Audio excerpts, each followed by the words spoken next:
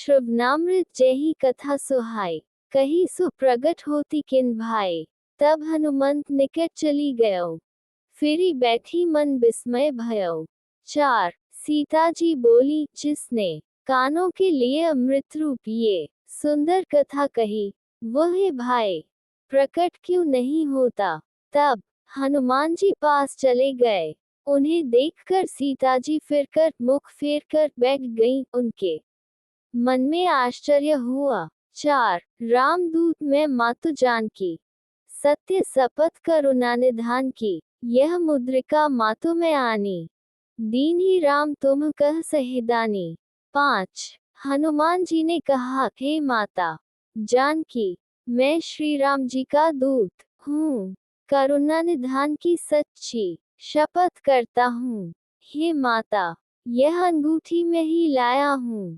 श्री राम जी ने मुझे आपके लिए ये सहिदानी निशानी या पहचान दी है। 5 नर बानरी संग कहु कही, कथा भई संगति कैसे जैसे। 6 सीता जी ने पूछा, नर और वानर का संग कहो कैसे हुआ। तब हनुमान जी ने जैसे संग हुआ था वह सब कथा कही। 6 दोहा 13 कपि के बचन सप्रेम सुनी, उपजा मन विश्वास, जाना मन क्रम बचन ये, कृपा सिंधु कर दास। हनुमान जी के प्रेमयुक्त वचन सुनकर सीता जी के मन में विश्वास उत्पन्न हो गया। उन्होंने जान लिया कि यह मन, कर्म और वचन से कृपा सागर श्री रघुनाथ जी का दास है। 13 हरिजन जानी प्रीति अति गाढ़ी, सजल नयन पुलकावली बाड़ी। बुढ़त बिरह जल्दी हनुमाना, भयहु तात्मो कहूँ जल जाना। 1 भगवान का जन सेवक जानकर अत्यंत गाढ़ी प्रीति हो गई। नेत्रों में प्रेमाश्रुओं का जल भर आया और शरीर अत्यंत पुलकित हो गया। सीता जी ने कहा, हे तात हनुमान, विरह सागर में डूबती हुई मुझको तुम जहाज हुए। 1 अब कहु कुशल जाओ बलिहारी, अनुज सहित सुख भवन खरारी। कोमल चित कृपाल रघुराई, कपि के ही हेतु धरी निठुराई। 2 मैं बलिहारी जाती हूँ अब छोटे भाई लक्ष्मण जी सहित खर के, शत्रु सुखधाम प्रभु का कुशल मंगल कहो।